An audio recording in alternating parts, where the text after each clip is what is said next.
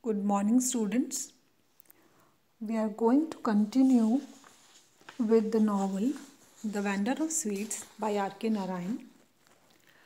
He showed him the dancing figure of Nataraj, whose one figure had been chipped off for safety. The man went on talking and explaining, and Jagan listened intently as if a new world has flashed into view. He felt that his whole existence had been between the lolly statue and the frying shop. He forgot Mali's antics. He wondered, am I on the verge of a new Janma? The bearded man plucked a guava and offered it to Jagan. Then the bearded man looked for a slab and asked Jagan to follow him. Jagan also went down the moss-covered steps of the pond. His dhoti got wet, but there was no retreat for him now. The water of the pond was cold. Jagan feared that he would die of pneumonia.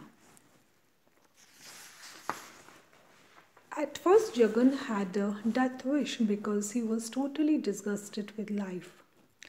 He thought that in his next life, he would like to be born as a pet dog or cat or donkey, but never a money-making sweet vendor with a spoiled son.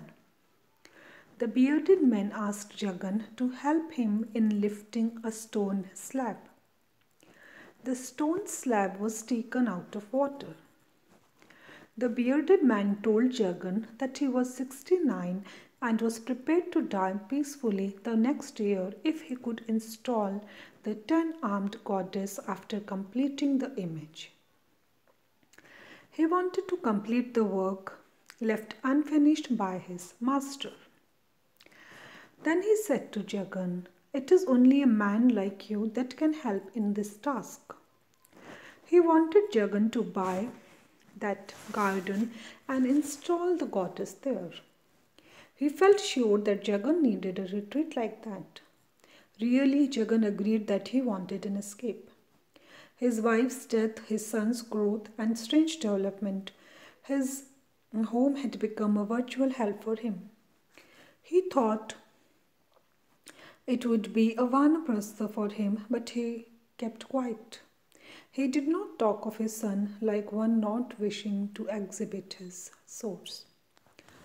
So in this way, students, we see that Jagan is a bit disillusioned because of his personal problems, and then he will choose a path that will lead him to a self-realization and the lessening of his agony that we'll study in our next class. That is all for today. Thanks.